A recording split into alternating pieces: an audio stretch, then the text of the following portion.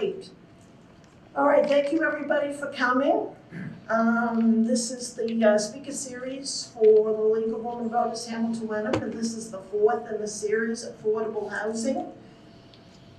And the League of Women Voters mission statement, as we've been around since 1959, and it's a non-partisan political organization. The IRA Tax Services actually calls us a social organization, which I think sounds even better.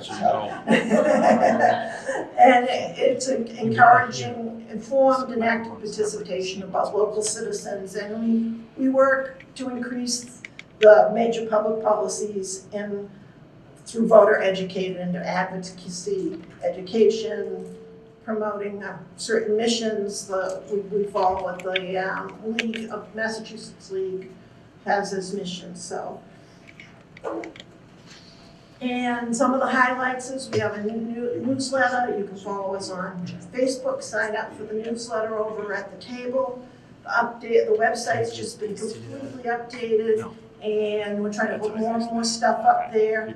A fabulous civics bee, which we have Elizabeth Moore in, and all kinds of representatives, the state representatives come, Bruce Tye comes, it's really great. Then our volunteer fair, which was really popular in February, and we're planning to do that probably next fall. And then our guide to running for office for Hamilton Wenham. We have lots of voting information up on the website, and we do a candidates night, so look forward to that in the spring. And those are our speaker series. We still have media literacy and water resources and conservation after this one. And the affordable housing team was me and Tess Leary and Nancy Peterson, who couldn't make it today. And then Anna has done a lot of work and volunteered. She's right over there and she can wave. So thank you, Anna, for all your help. Okay, our first speaker will be Patrick McGuire, and so welcome. And what, pardon me? Do you want me to come up to the podium? Yes, up to the podium. Yeah, so you can have control. Perfect. See, it seems to be connected to Zoom. I'm sorry, Judy's on now. So Mostly the screen. yes, Yeah. see if you can get it. Yeah. Finished. All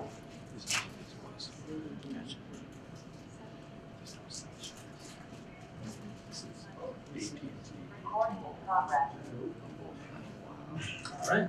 Okay. Music just All right. Well, good evening, everybody. Thank you so much for having me. As I said, my name is Patrick McGuire. I am the CEO of North Shore Realtors, so we're the real estate trade organization here on the North Shore, covering 23 cities and towns. Here. Okay.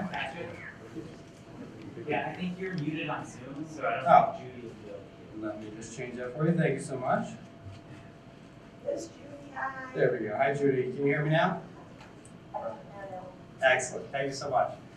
All right.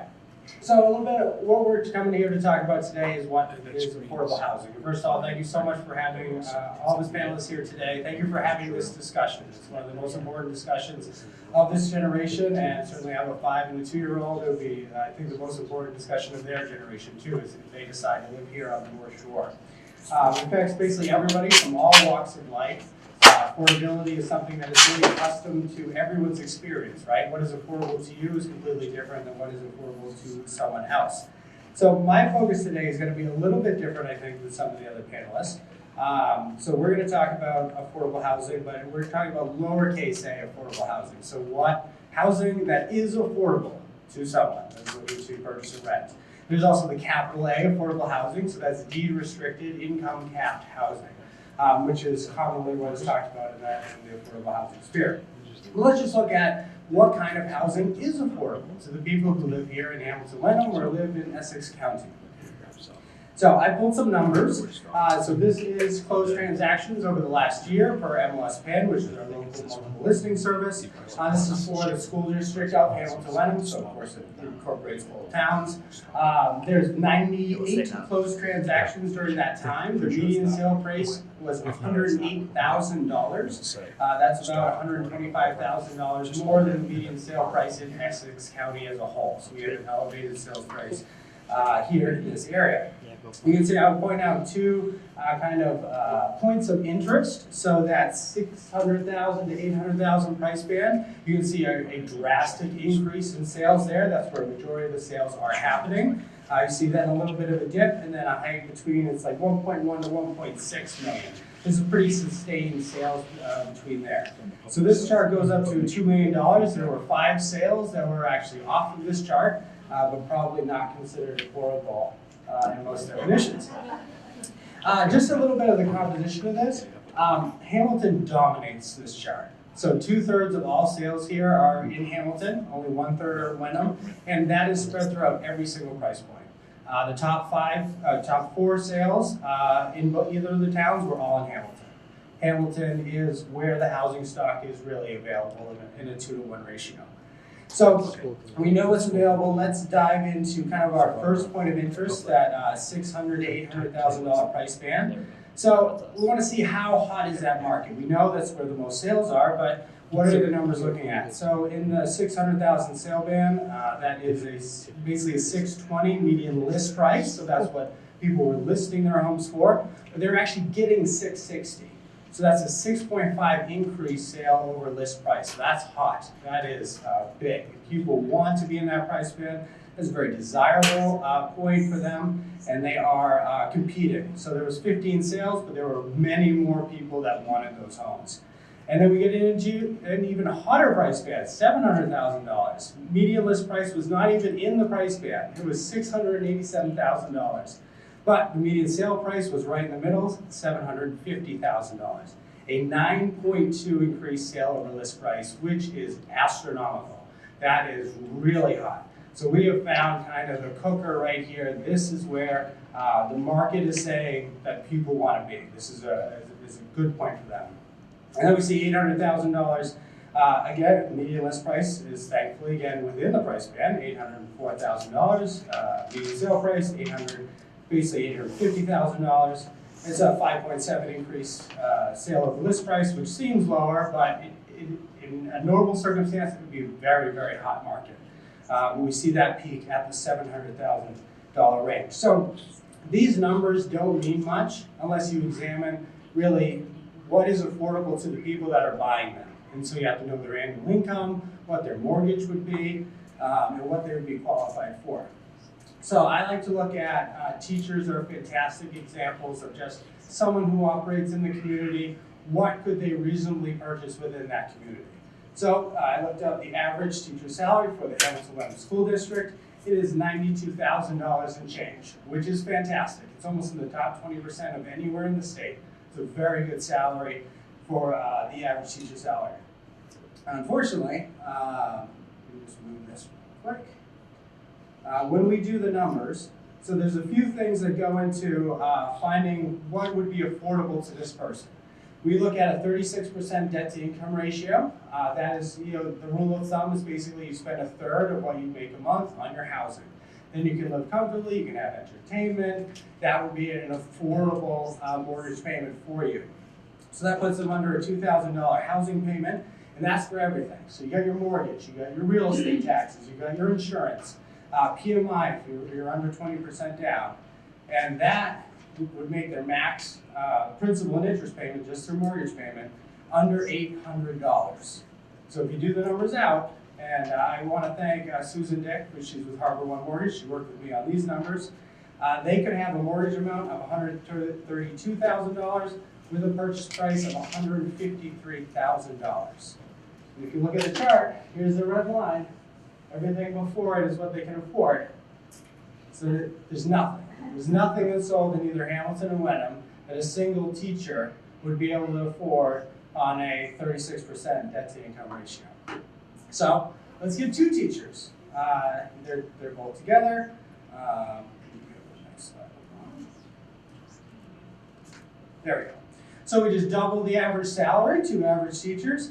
That drastically increases their housing payment. They can now go up to, basically $4,500. The max mortgage payment, principal and interest, is now $3,400. And you can see as you make more money, the real estate taxes, the insurance, all that stuff affects you less, right? It's a lesser piece of the pie because you have more pie. And these are all purchases with a 6% interest rate, assuming a 14% down payment, which is a national average. Their mortgage amount would be $573,000 with a $666,000 purchase price. So they can actually afford some of the homes in the price band that we looked at. That's 2 teachers making average salary, making almost $20,000, $200,000 a year. Puts them in that hot price bracket that we looked at. So they have some availability to live in the community that they work. So then let's think about, all right, so just the average salary of someone who actually lives in Hamilton, Wyndham. What would that be? So it's actually $142,000. So it's less than our example from before, which is obviously means they have a lesser purchase price, puts their purchase price down to about $440,000, which means they're in that bottom category where they can afford about 5 of the homes that sold last year. So if everybody had to basically rebuy their homes that they live in currently, they would probably have a very difficult time trying to do that. Let's look at average in Boston Metro. So this is from Boston all the way up through southern New Hampshire. It's a very large metro that we're in that we use for area median income. So that's even less, it's $138,000, which means their purchase price again is even less, $414,000, which puts them in this area. In this area, the $300,000, $400,000, these are not really move-in ready homes, right? These are homes that need a considerable amount of work. They may need cash. They may not even be able to mortgage because of difficulties with the property. So the options are extremely limited here. And let's look at Essex County. The average household in Essex County, their household income is $94,000. They can, again, like our teacher example, afford nothing. At least afford nothing affordably, right? These are numbers, if you were able to purchase a home at this price, you could live in an affordable environment. So that kind of shows you an example of where these houses prices are, examples of very average people's household and their own single income and what that does as far as affordability. So how do people even afford some of these homes? They don't afford it affordably, right? We're using the 36% debt to income. They're pushing it to 40, 45. It's most of their monthly payment is going towards housing just to get in the door. Okay, so I will leave you with this. So this is kind of sales by the numbers, what we saw. If you look at the sales numbers, that affordable, what people are really gravitating to, is about $750,000, and that incorporates almost 40% of the homes. In Essex County, it's considerably less. It would be about $600,000, which is about 35% of the homes. But like we did when we looked at household income, if you look at the household income of people who live in Hamilton, Wyndham, they basically can only afford 4.1% of the homes that sold here in the last year. And if you look at Essex County, it's even worse. With the mortgage rates what they are, they could basically afford one house that sold last year in Essex County. And that house was in the Raleigh River. It's a cottage that's unheated. So basically they could afford nothing.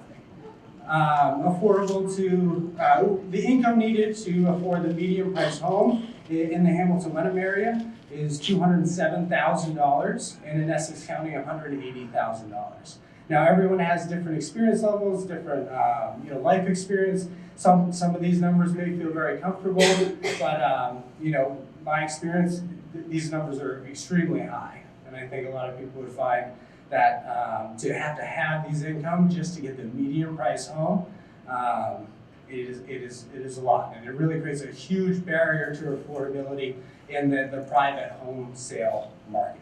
So hopefully that gave everybody a glimpse into kind of what housing affordability looks like on a market perspective, and that's what I have for you today. Thank you all so much.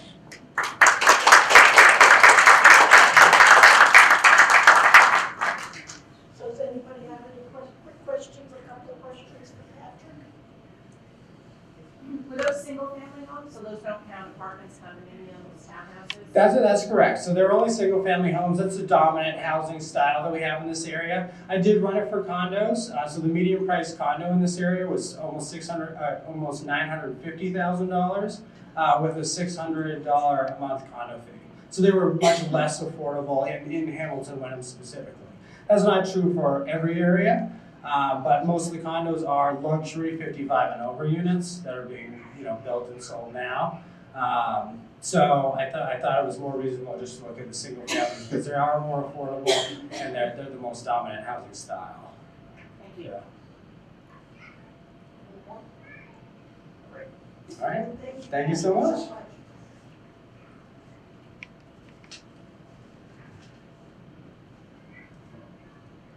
I'm gonna zip through Patrick's slide.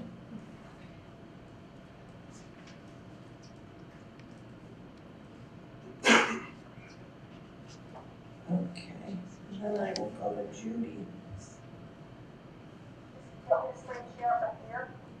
Yeah, because if you screen share and just, I blow it up. That's the easiest way to do this. I'm pretty sure it's something. Hold on. Okay.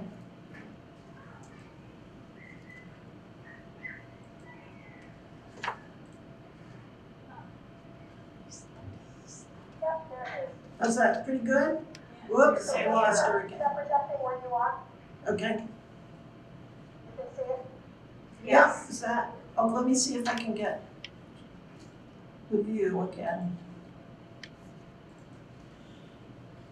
No more gallery.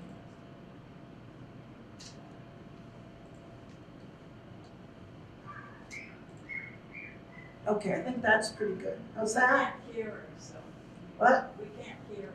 Oh, okay.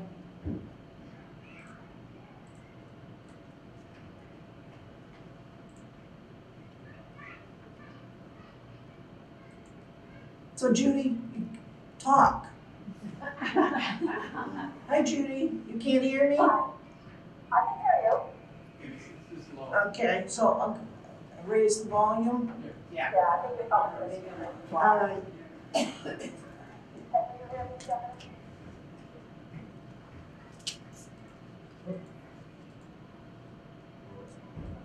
it's up there. We can hear you at the podium, it just doesn't transfer over the microphone. Oh, that's odd. That's about, Yeah, we can hear back here on the speaker. Yeah, we turn the speaker a little bit. Judy, do you want to try that again? Did they turn it up around? do you have a volume that you can raise or does that matter? Stephanie, maybe if you put your microphone at the speaker, I'll put it at the computer. Oh, it's taped down?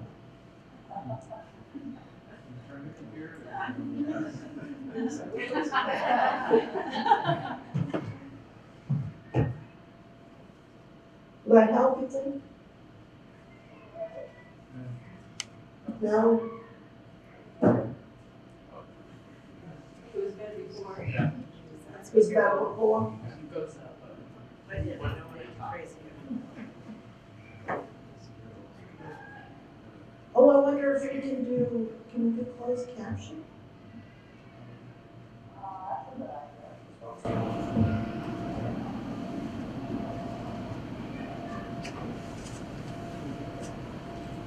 Accessibility.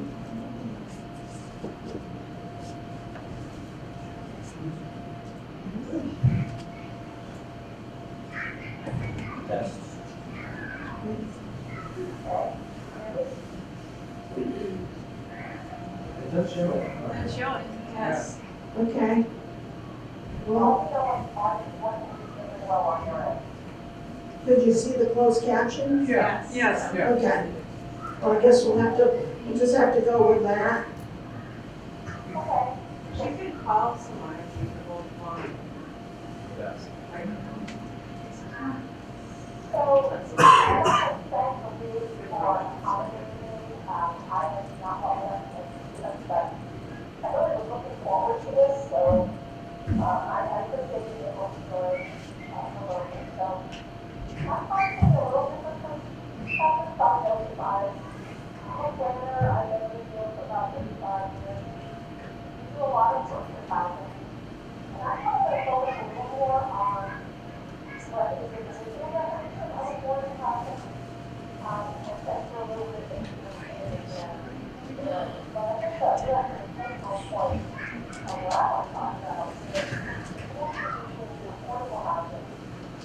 fair housing, and housing for social equity. So, who all of that, what is affordable housing? And Kevin did a great job talking about what goes into the market. I'm going to talk about it more from a labor perspective. Usually in Massachusetts, when people talk about affordable housing, median housing is at under 70. That's usually what usually means housing for low-body households with only money. It usually requires some kind of affordable restriction to keep the housing affordable over time. Sometimes affordable housing is different from workforce housing. There's terms that have kind of a unity and can sometimes overlap and sometimes they don't. What I'm finding, and I think really getting to the first action point, is that affordable housing is beginning to mean a lot more than this, and it really is about housing who are, or households who are simply priced out of the market, but their earnings or income are too high to qualify for distributed affordable housing. So in your area, this is what Stafford Court when you consider lower bottom income housing. So just what I'm just going to come back to this in a minute, but if you just look at the household of one, so people sometimes jump to the household of four and say, oh, I got it in the house. But look at the household of one, because often what we're finding is the demand for affordable housing is for one bedroom. So if one of them talk about what does one person actually make? And what the slide is telling you is this is kind of an income range. So people in different types of jobs. So if I'm very low income and that's sort of 50% of what we call median income, again, I might be entry level paralegal. If I am lower income, entry level, you know, I might be a teacher, entry level accountant. And if I'm extremely low income, I'm talking to one of the people who search coffee reform in a coffee shop, or someone who's working in a fast food restaurant. And all of these jobs have, in our community, the question is, when they're asking people to work in our community, we also think about housing. So this concept of affordable housing, inextricably related to affordable housing. And what we mean by housing for equity is, does everybody have sort of accessible and affordable place to live? And when we have that type of situation, it's really everyone to benefit and not just people who need affordable housing. What we know about housing for equity is that there are populations that have been disadvantaged in the housing network and the housing supply system in the United States and in your own community. And they are people of color who are much less likely to have access to decent housing. They are much more likely to face systemic barriers. And people sometimes think, well, those systemic barriers is really about, that's what the real estate industry does. You know, or they like making sure they don't discriminate against people who are applying for, you know, relief housing. They need things to not break neighborhoods or whatever. But we're actually talking about what communities do and do it together. Either make it possible for systemic barriers to be broken down, or through their own policy actually keep those barriers, like to protect the best eventually. So housing for equity is really about fair treatment. It's about striving to eliminate barriers. We have historically underserved people, and fairness is really about providing effective opportunities for all groups, including but not limited to affordable housing. The terms are inextricably related. We know we're in a housing crisis in Massachusetts. My firm works, you know, all over New England. Massachusetts is now a holding place for the housing crisis. Your communities are not immune to this. They are part of the problem. Housing costs have just skyrocketed beyond income growth. And what we have is a growing supply, actually, of low-income households who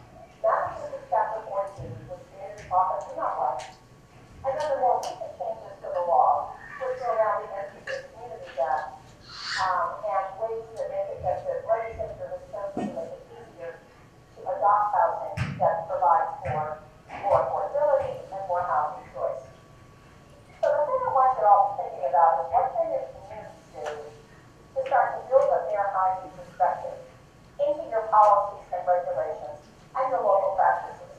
Because ultimately the solutions to a lot of these problems are going to be in the hands of local government. Whether we like that or not, that's reality. So when you think about, who's involved with housing policy in your community, just take a look around and think about, where's our select board on this issue? Is our planning board involved? Don't we get any leadership from our manager? Do you have a master plan? I happen to know what you do. But what does it say about where to encourage mixed use and higher density housing? And under that master plan, has it actually produced any affordability? Do the boards and commissions in your community ever talk? I can't tell you, I do so much work, most of our clients are local governments. And it is sometimes really hard for volunteers on town boards and committees to even communicate with each other because everybody's so busy. But when it comes to a really critical and thorny problem like housing, these boards need to be communicated. And the question is, are they? And does your community preservation committee have a good working relationship with the Affordable Housing Trust? And I don't want to pick on the CPC, it's just that they have funding, and affordable housing is one of the things that they can invest in. And I know some of that has been done in their communities. Do you have leadership for affordable housing?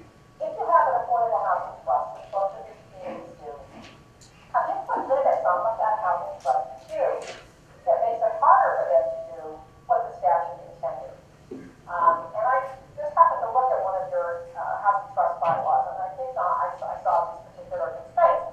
Housing trust can't purchase real estate, can't discuss trust funds to acquire housing, and can't borrow or pledge trust assets. These are basic functions of a housing trust, but in at least one case in your communities, you've kind of taken that basic core authority of a housing trust away, or at least made it more difficult. And the question is why?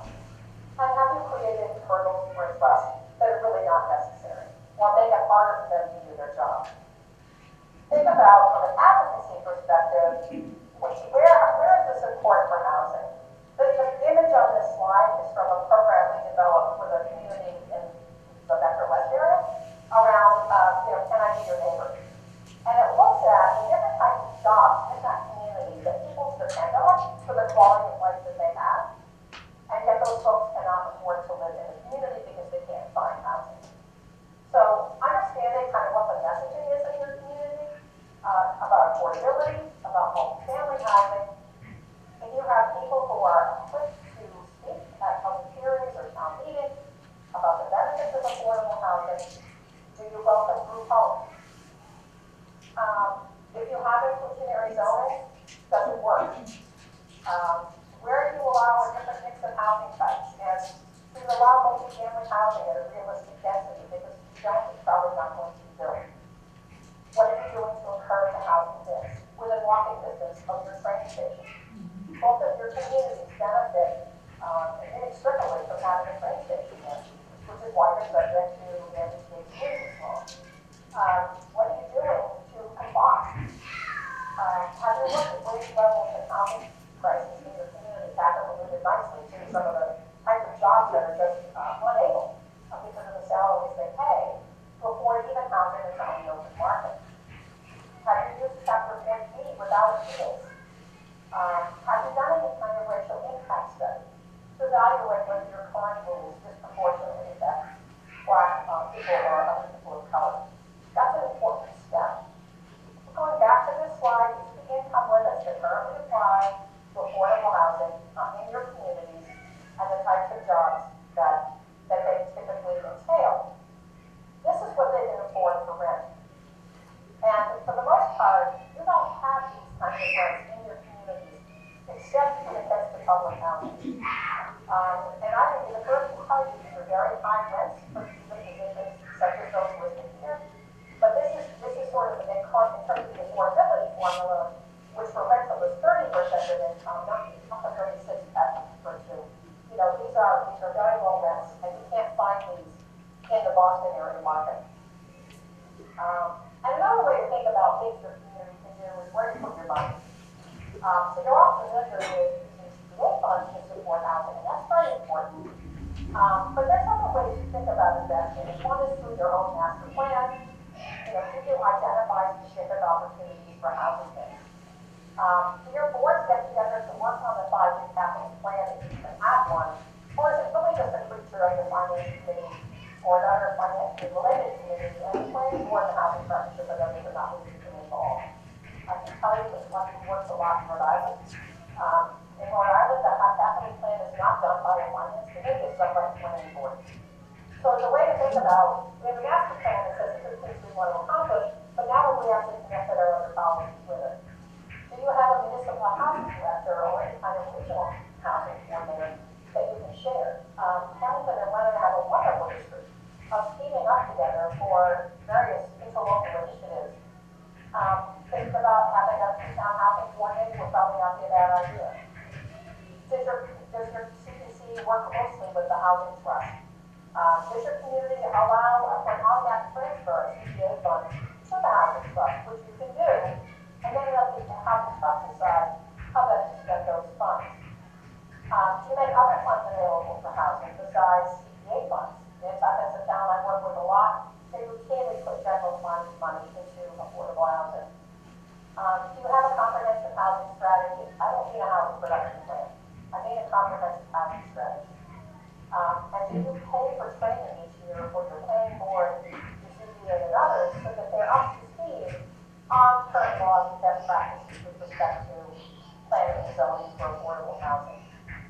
So my message to all of you is the good news is you have choices, lots of choices. And the challenge is to make those in a way that's going to benefit everyone, including and especially those who really need affordable housing and who are starving for a housing for equity framework in our communities in the North Shore area. So that's my presentation.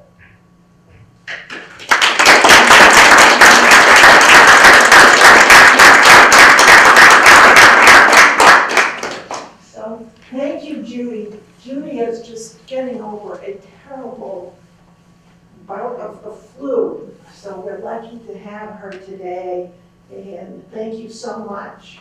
Does anybody have any questions? Okay, anybody have any questions that we don't cover here? You can certainly email the League of Women Voters and we'll get you answers for them. So, thank you, Judy. Patrick, you didn't know, pardon me, thank you, Judy. We'll keep you on up there. Can you help me, Patrick? Yep. Yeah, he never knew he was gonna be there. All right, you want to go back to the PowerPoint? Okay, just get back to that, yeah. And I think I'm hoping Felicia can just press the button, keep pressing the buttons when she wants to. Whoop. Can I just stand here and make shadow puppets? That's my real talent. No, that's my job. Okay, so yeah, so you should be all right. And then I think once you get to that screen with the video, you can just press the button and the video should play. Okay, so This is Felicia Pierce. I'm gonna turn my camera off because I don't have a 6-pack and I don't want you to have to see what's happening down here.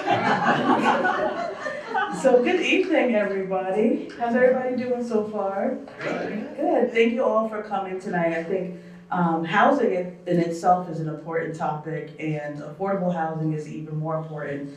I know as some people, it's a younger people issue, it's a older people issue, it's an everybody issue. And Patrick really did a great job of outlining that teacher, because a teacher, we didn't talk about the student loans that come along with, with that income. So I'm from North Shore CDC, North Shore Community Development Coalition, which is a nonprofit located in Salem. And I want to acknowledge our Director of Administration, Nikki Roebuck is here. And she's a member of this community also. And she also designed these slides. I'm not this creative, but she made sure they're nice and colorful and engaging. So at North Shore CDC, we invest in neighborhoods, create thriving communities. And we envision a North Shore where every neighborhood is one of choice and opportunity. And so to us, it's so important because we think of investment in different ways in neighborhoods. And often when people hear affordable housing, they don't think about it being an investment, right? However, we know that people power is even an investment, and that's kind of what Judy was alluding to as well. That's me, if you didn't recognize me. And so I have a background primarily working community development coalitions. And so community development coalition model, they're throughout the state and country. So this happened back in the days when people talked about slumlords. And so CDCs, also known as community development corporations, came about because our thought was, we're not just supporting the community, but changing the community, right? And so if someone is benefiting from a community by high prices of rent, but they're not taking care of the residents and people that live in those homes, it's not really a good investment in the community. And so the CDC model, our primary goal is to build affordable housing, but to support the people that live in that housing, the surrounding community. We do that through workforce development. We do art and placemaking. So if you've been to Salem, has anyone here been to Salem?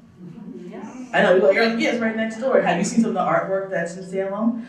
So that's part of an investment that we're making, community building and resident services. And I'm gonna talk a lot about some of the programs and the investment in the community being not just building the housing, but how we're helping those communities thrive as well. Here's a beautiful map. And so just to share a little bit of an overview of our work, when it comes to affordable housing, we look at how we're improving the availability of quality. So keyword is quality. Everyone say quality. Everyone say quality. Quality. Yeah, I'm not the quiet talker like everyone else. And so quality means that we're looking at not just fixing up some buildings and throwing some paint on the walls, but like we're talking about stainless steel appliances. We're talking about oceanfront views. South River is not an oceanfront, but in Salem, one of our properties, you can see the water from there, and somewhere people can be proud of living. In addition to that, we have housing in Gloucester. Have any of you been to Gloucester and seen that big lobster? And that's our building. That's part of the artwork that we have, and it's bringing. Gloucester's already a tourist town, but it's bringing opportunities for tourism. Manchester by the Sea, we acquired a building there called Powderhouse Lane, which is 29 apartments. And then in Beverly, we have 107, and then in Salem, we have 336. And I want to point out primarily Salem, our offices are located in Salem. And so Salem itself is a gateway city. Does anyone know what a gateway city is? Yeah, so gateway city is a city that a lot of people gravitate towards when they first moved to Massachusetts from other countries. And so it's 33 people per acre. It's the most condensed, the Point neighborhood which we're focused in is the most condensed neighborhood in Salem. I would say the most rich in culture too. And then 60% are non-white. And then 41,600 is the median income that we have in Salem. In the Point neighborhood. So we consider ourselves a housing first organization. Has anyone heard this term housing first before? So basically, I'm not gonna read all these words, but housing first means that we're not gonna ask you to do all the checkbox or items to do. We're not gonna ask you to join this program and you get housing. We understand that the need for housing is the first stop when someone is in need of being secure in their living circumstances. And so we don't mandate participation in services. And actually the research says that mandating people to services to live in affordable housing is ineffective, and they're least likely to actually use those services. And so our services that we offer are all voluntary, but they also support through housing stability. So what that means is that if a family moves into one of our buildings and they're having trouble trying to figure out how can I still continue to pay my rent on time, we're supporting them through that process. And it looks different in different ways. It could be looking at helping them supporting them on developing a budget or supporting them on resources that they may need. And I know Patrick and Judy both kind of talked about the cost of burden on families. So HUD defines cost burden families are those who pay more than 30% of their income on housing and may have difficulty affording necessities such as food, clothing, transportation, and medical care. So if you're spending more than 30% of your housing, 9 times out of 10, guess what's coming out of that wallet? Not the debit card, the credit card, right? And so is credit the best thing to use for those things? No, because who's been down a credit card pipeline in college? Nobody out there. But that's what happens, that they're continually, it's the pipeline of not being able to afford where you live, and so you continue to be cost burdened. There's no way for you to become wealthy at all in any case and circumstance. Any questions so far? I know the itinerary said questions at the end, but It's fine. I'm a conversational speaker. Whatever you're comfortable with. Thank you. Housing is a basic human need. So working a minimum wage job right now is $15 per hour. So it means each week a resident in Massachusetts would have, Massachusetts, I'm from New York, so Massachusetts sounds old. Massachusetts would have to work 91 hours to afford one bedroom, a modest, and modest is like that cottage, right? A modest one bedroom rental home at fair market rent. And a great statistic, it's really not a good statistic, it's actually bad, but we did a housing lottery for the Lighthouses, which is one of our affordable housing developments. We had 2,509 applications for 46 apartments. That's what I said when our real estate director said that. That just shows you the need, an increase of people needing access to affordable housing. In Salem, from 2000 to 2020, cost burden rent share increased by 70%, leaving 52% of renters cost burden. So that means 52% of people were burdened in their living circumstances because of rent. We don't even look at the big picture of people who have children and have to pay child care and all those other things. That's not a good circumstance at all. Affordable rental housing allows families to save for purchasing a home, which leads to, I gotta move you, Judy, sorry. Which leads to an increase in wealth. And I found this really interesting fact. A monthly mortgage payment is often considered a forced savings account that helps homeowners build a net worth. The reason I purchased a home was because we wanted to have something that would grow and increase the money. If you're renting, are you able to save money even through, if y'all need to do a, what is it called, refinance? We're doing refinance, right? I'm always like, I could refinance and have $300,000, right? But if you're renting, can you have that at least, right? No. I think I messed up. Okay, here we go. And so this is where we get to talk about lifestyles of the rich and famous. Anyone know that show? Or MTV Cribs. I don't know if this is MTV Cribs crowd. So I just wanted to share some of the projects. And I think when people kind of say, well, how does affordable housing look in my community, in my backyard? We want to show you what it can look like. So what we found at North Shore CDC is that the work we do can't be done in a silo. It has to be done with community partners that are providing services to the community, but also creating a thriving community. And so this is El Centro. This is right here is on Derby Street in Salem. Some of you may know this is the Bank Building. If you get margaritas, Howlin' Wolf is right around the corner. And so this proposed development of 2 buildings with 47 affordable apartments for seniors, it'll be the first senior housing in the Point neighborhood in Salem. And it's a partnership with North Shore Community Health.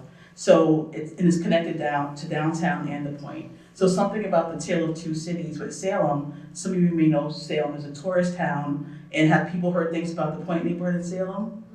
Are they good things? Be honest, I thought it was recorded, but no one's looking at you guys.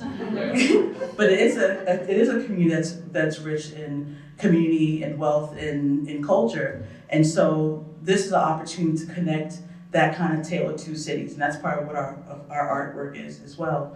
And so this will be an urgent care center. It'll be a medical center that's much needed in that community. Right now there's a medical center that's on Congress Street in Salem, and it hasn't been updated. I came to it, it's been updated. But Maggie, who is the CEO, shared that one time the governor came to visit and there was like a big hole on the floor. And she tried to like cover it up, but that just shows you that these are people who need access to health care. I don't know if you've ever been to Salem Hospital, no offense Salem Hospital, but there's a big need for urgent care because emergency room wait times are out of control. And so just sharing that it'll be 2 total buildings, 47 apartments and homes. We put units in real estate purposes, but I say they're homes to give people a real perspective of people will live in these. It's not like a unit like a cinder block or something like that. And then talking about the AMI, 23 below 30%, area median income, and then 24 be 50%. And Stephanie, just give me a wink if I'm going over my time. The schools is one of our other projects, which is Hawthorne Walter Residence at St. James. And so this is actually a creative, this building is actually cool because it will have apartments, but also have a creative workforce space. So you're starting to see a lot of creative community or workforce people, artists, start to come to this area. This is gravitating to become our area. Everyone wants murals. The PBS Museum is great, but it's also drawing different attention. And so this will create space for affordable housing, specifically for the creative workforce, which is unique in its own aspect, because you're bringing people to support and build your community, but also providing affordable housing. Generally, affordable housing has always been seen as something for seniors or for families, and we're starting to see that there's a bigger need for specific groups that have never been identified as a need for housing. Which brings us into youth. Who here ever thought of youth needing a home or being unhoused? Anyone ever thought that? Like, we think you get 18, your parents hold on to you for a little bit, but there has been an increase in the need of youth and young adults who are experiencing homelessness or unhoused. And so in 2018, North Shore CDC saw that investment. We have a youth build program under our workforce development department, and we found that 70% of our young people who were actively trying to better their lives were experiencing homelessness. And so ultimately we figured out we needed to find a way to support these young people and let them become part of the community, but also meaningful citizens.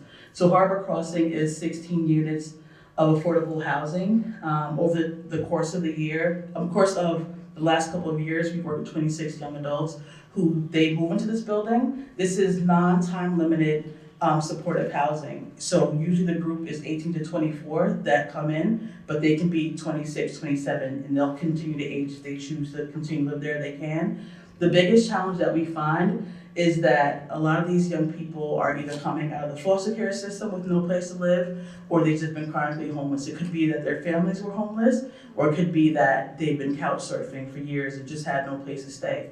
And with Harbor Crossing, when they come in and move in, they're not only getting an apartment that their name is on the lease, because that's the biggest thing. You get your first apartment and you don't have a credit line or you don't have anything. So their names are put on the lease, and we provide them with the essentials when they first move in. We provide them with a bed, with furniture, we provide them with bedding, anything for your first home apartment. Some of us may experience that we moved into college, we had the basket full of all the goodies and cleaning supplies, but these are young people who are coming out of homelessness that have access to nothing. So we're starting them off with a setting point of being able to be successful.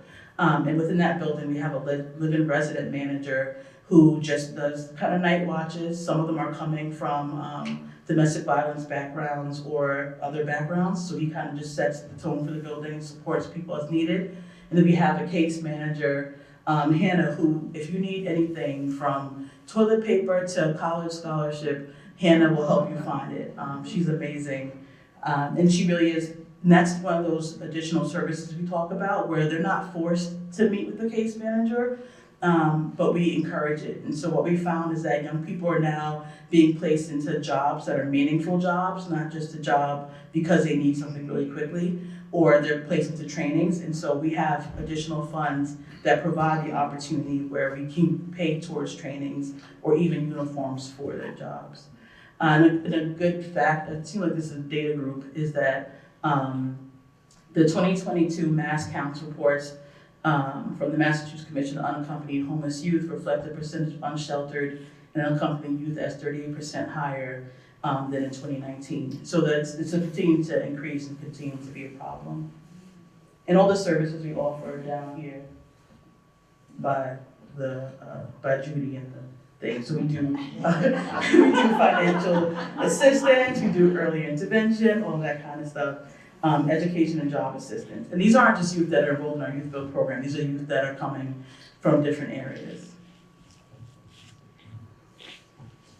And then some of the other services we talked about not being in housing first is we do provide walk-in case management referrals, financial employment assistance, housing succession planning. So people, because they're living in apartments, doesn't mean they want to stay in an apartment their whole life. So we're helping them plan for future home ownership. We're doing home ownership classes, connecting to financial institutions to get the ball rolling on those things.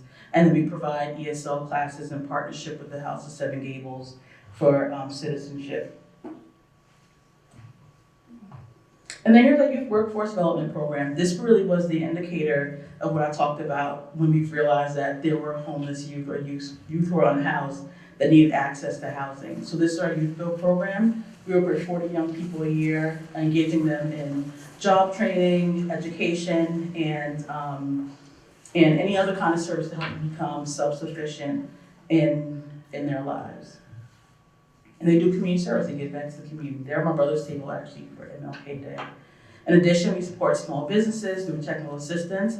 A lot of our buildings that we're starting to develop now have storefront facing, and so we have an incubator space we're able to put into one of our affordable housing plans where small businesses can come in for free, rent-free, and they're able to put their business in that space for any amount of time they want to, maybe not more than a year, but we've had primarily women-owned businesses in there.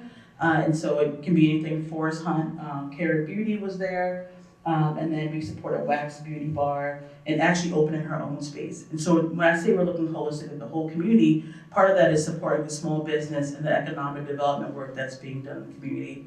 And so far we've served 58 businesses throughout the North Shore, not just within Salem. And then digital, yeah. How much time do you need, Jamie? Just a couple minutes. 10 minutes? Yeah. 10 minutes, okay, so, Keep going. This is like my last slide, I think. oh. I know you have a movie too. Yeah, so 25 out of Jamie will be fine. I just wanted you so you didn't have to hurry, so got 5 more minutes. You heard me start to speed up my talk, right? And then technology and digital equity. So we look at the wholeness of a community. Right now, we are able to provide free Wi-Fi access to the Point neighborhood.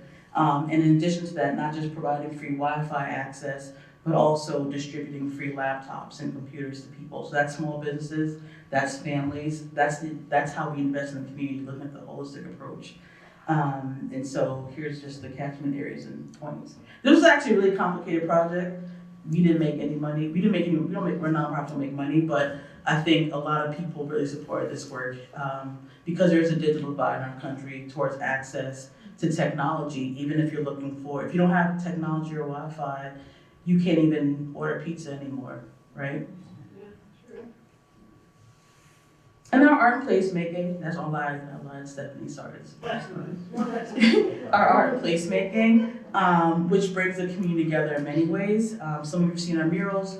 We just put together a community mural that we unveiled in August, September, which highlighted community members who were leaders, and it goes all the way back from the French Canadian population in the Point neighborhood to now people who are primarily from the Dominican Republic. And then we have a large-scale exhibit that we're hoping to do on Palmer Cove, which is all the way at the tip of the Point neighborhood, which will be, how many, 12 feet long? 12-foot high, faceless dolls exhibits. So as you go for a walk in the neighborhood, you can actually see different exhibits of these huge dolls called faceless dolls that are replicas of dolls that are from the Dominican culture. So it's bringing that cultural value where you need access to art for free. That may bring some of you to the Point neighborhood if you haven't been there. So this is 3 minutes? Yes, it's If only you 3 just minutes. click on it, it should. That's what it is.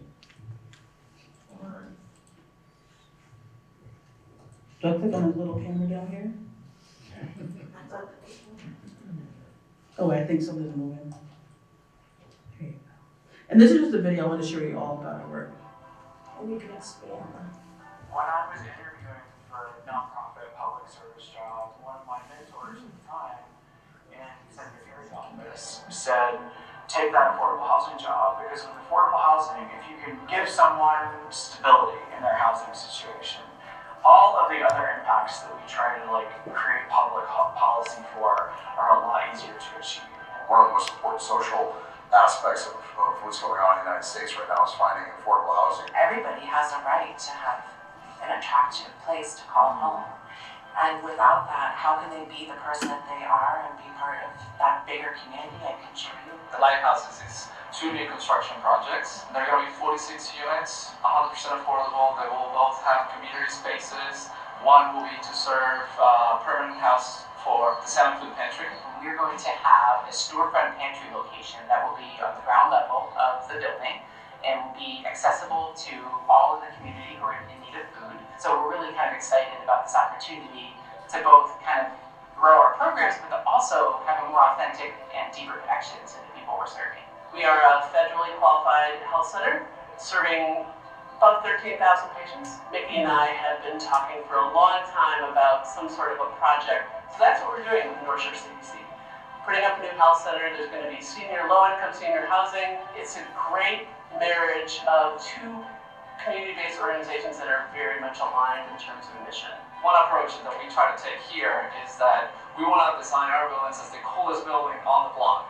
So that there is no distinguishment from the outside that you can say, oh, that's affordable housing or that is not. And we do that through art and cool design. You can see it in gloss, you can light houses. But yeah, that's something that we take pride on. This physical space is providing a neighborhood that has a lot of dignity and some inspiration and a sense of place. When you create that type of environment, it allows people to thrive. Anytime that I come back to my neighborhood, I always go door knocking to a lot of my neighbors' homes to be able to see their updated apartments with more energy efficient windows. They are so much more comfortable there. So it's been really great to see that transition over the years and to know that people were not pushed out. Think about coming into a community like Manchester. That's a milestone. That's a big milestone. There's been fantastic development this year to see the organization really branch out beyond its traditional old city model into a small town. It is a great leap for our town and hopefully a great leap for this organization in terms of being a model for other types of developments and other similarly situated towns throughout the North Shore. I think it's important for towns to understand that they don't have to do this on their own. They can have a partner like North Shore CDC to work toward getting this work done together.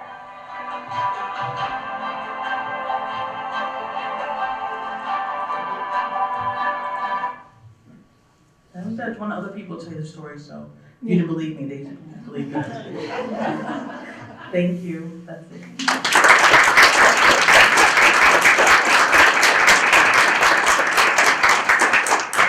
And this is the lighthouse project they were talking about, which is this market down on Levitt Street. And then I just wanted to show you the beautiful sunlight and everything that.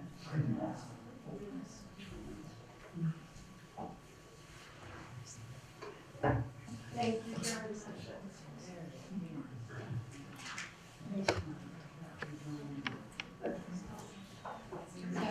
Yeah. Quite an inspiration.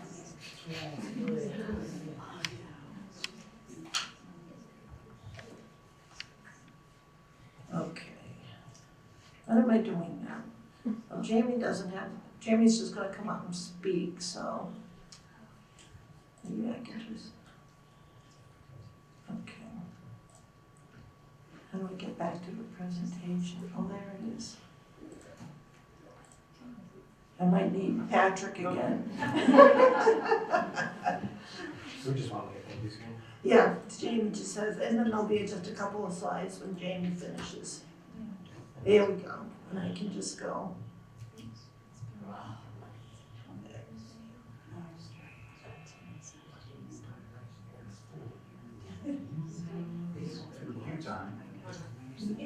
There we go.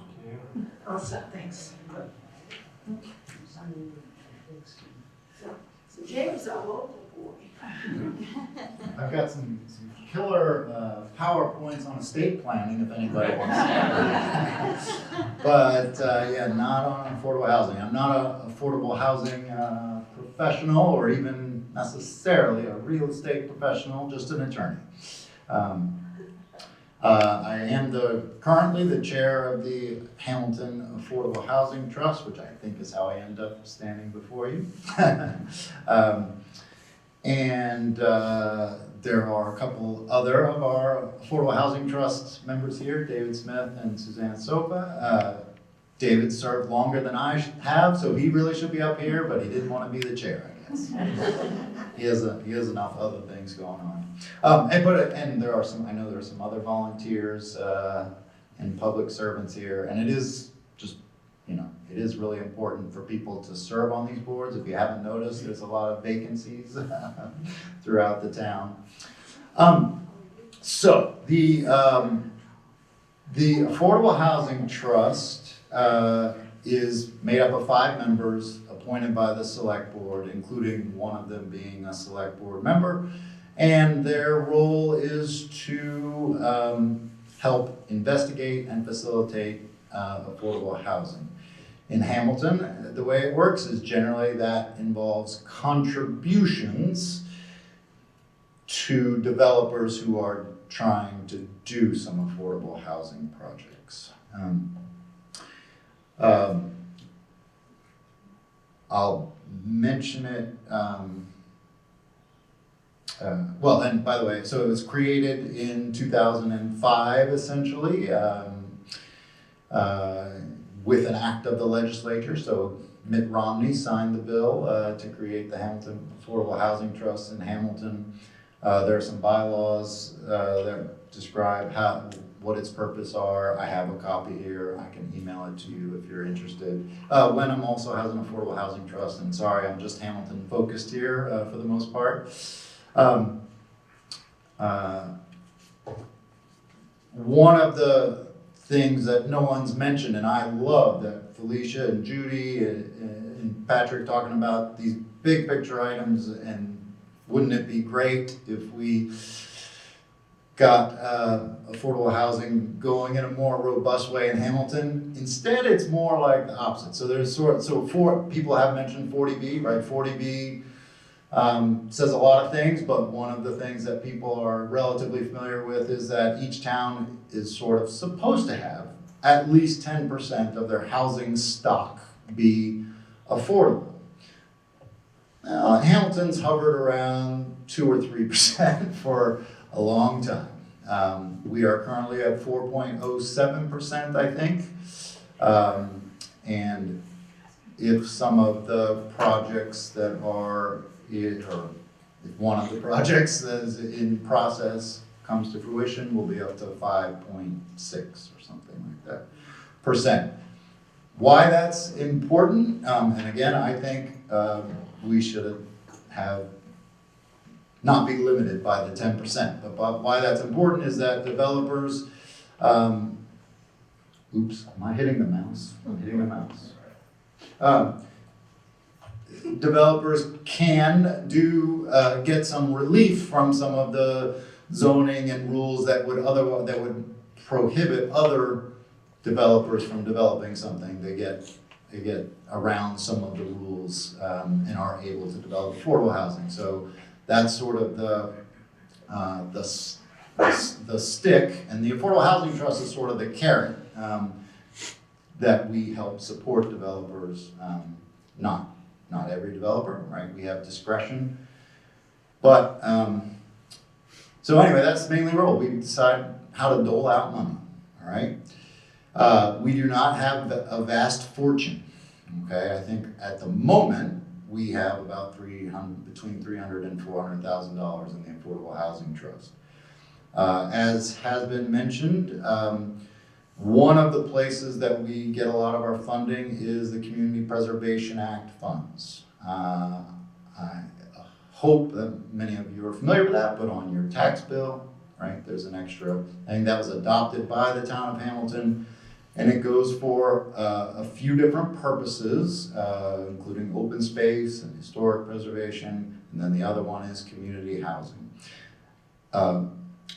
Actually, it was just at the Community Preservation Committee's meeting just a week ago where they were saying, not me saying it, but the chair, that housing has not gotten an equivalent proportion as the other areas that the Community Preservation Act is meant to support.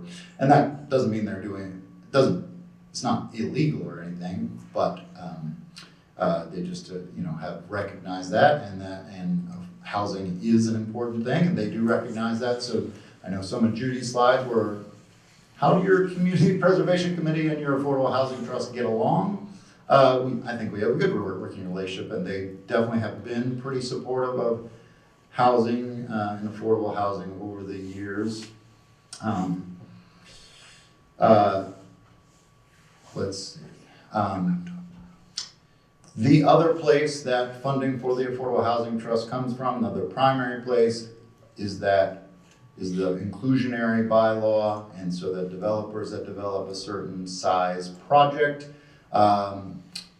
are theoretically, well, in the bylaw, supposed to build some affordable housing. But there is an option for them that instead of them actually building the affordable housing, they pay into the Affordable Housing Trust. Suzanne or David, we could go on for hours about that, and how in some cases it would just be nice if they just built it as opposed to a payment in lieu of. So I believe, I think Patton Ridge has been the result of some payments into the Affordable Housing Trust. Canterbrook, over on Asbury Street has resulted in some money going to the Affordable Housing Trust. Is that a hand? Yeah. Is it possible that the Gordon Conwell housing couldn't serve as some of our affordable housing? I would say that is yes, that's a great possibility. And others have expressed support for that. Harbor Light was attempting to do that, but as you kind of know, just because now like the whole parcel was potentially being sold, it's hard. They want a whole comprehensive plan. Everybody wants the perfect solution for how that gets done. But I know that affordable housing, again, has been talked about by a fair number of people as something that they wanted, that was a good potential use, especially for the apartment buildings there. The Affordable Housing Trust, frankly, hasn't had anything to do with anything that's been going on with that, other than we've talked about it, we're aware of it. Typically, we don't really get involved until we know that there is a project, somebody makes a request for funds, things like that. So, the only other thing I sort of had in my presentation was maybe to talk about some of the projects in Hamilton that have been, that the Affordable Housing Trust has had some involvement in, but you probably know them. Willow Flats on Willow Street. There's a small project on Asbury Street. There's that's in the past, and then there's one that's going up right now on Asbury Street. And then Asbury Commons is yet another project on Asbury Street. So Asbury Street's getting a lot of affordable housing. And Asbury Commons is a Harbor Light Community Partners project that will produce 45 units. It has a fair bit of, pretty much has things sort of lined up to actually happen. And they have requested funds from the CPC and from the Affordable Housing Trust, and that's what's in process. That's why I was in front of the committee the other week. And with that, I'll conclude, because I know time is short.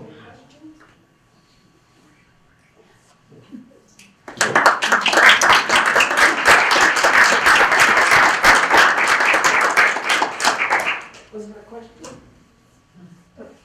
I'm not even sure who to ask on the panel necessarily, but I was curious. It always seems, when you talk about affordable housing, you're referring often to multiple units or projects. Do you ever consider just houses that are, you drive around, you might see a house that's sort of dilapidated, and just buying the house and just turning that into a housing unit versus always, looking for large projects? Does that happen? Anybody know? I'll say just one quick thing, right? So the smaller Asbury Street Habitat for Humanity project was more in that realm. I actually don't know the number of units. Do you know? Two. No, that's the one that's in process. It was two. Two, right. So Habitat for Humanity is one that might typically do that. I think that when you're building one house, the cost of building one house is kind of like more bang for your buck when you're able to do 46. You know, you know that the need is higher for us. We're building affordable housing, and we have real estate directors that work, in essence, for a nonprofit.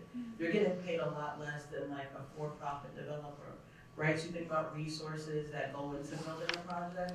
We have to apply for grants, we have to apply for, we do the CPA and all that, CPC and all that other stuff. You're gonna be able to make a larger investment with more housing than just building one house. I was thinking more in terms of renovating existing homes versus. So people who already live in those homes? Pardon me? People who already live in those homes? But renovating homes for people, renovating sort of pre-existing homes that are falling apart or might be up for sale for not so high a price, and then taking those and renovating them, and instead of starting, carving out, land that, because we need green space as well. So to sort of instead of carving out big units, using pre-existing buildings and just investing in them to renovate them into as many housing units as they can possibly provide. All right, so I have 2 points on that. So when I showed kind of the range of sales, right? So that dilapidated unit that is probably like a tear down or something like that, this is going to be between $300,000 and $400,000. So the land acquisition cost is incredibly high. And we, like the example of someone who might make, even just $75,000, they're not going to be able to afford the land acquisition cost affordably. So, and the process that like North Shore CDC goes through and other nonprofits, it's like a 3 to 4 year process to line up all those grants and do all those things. It was very difficult, and I imagine maybe quite impossible to do that for that single lot that you're buying for, over $250,000 to then do the work necessary to turn that over into one unit. And the grant funding, I would think, would be incredibly difficult to procure to say, I'm going to do this for one unit. The second point is like saving green space and things like that. Density is your friend. Density is what preserves green space and things like that. Single family homes really tear down large amount of land to be able to build, what you could do with 4 single family homes if you had a 4-plex. You could have so much more green space in that area. So if you're looking for like sustainability and more public areas that gear towards, saving the environment, I would really guide you to look towards density as a friend.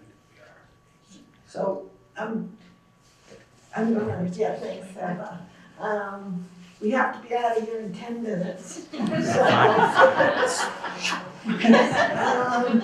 And thank you to our fabulous speakers.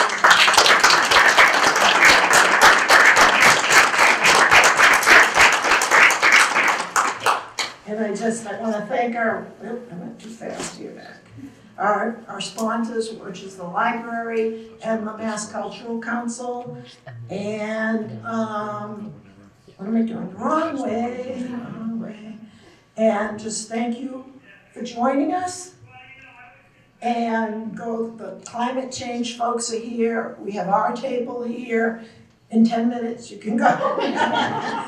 And then we want to see you all next time for the media literacy. What's Anna? I just think it's important that we acknowledge we have 2 state representatives here with us tonight. We Oh, have of Brooke course. Kasner and we have Brooke Karens, who both represent.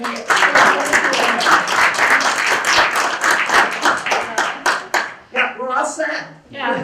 Thank you.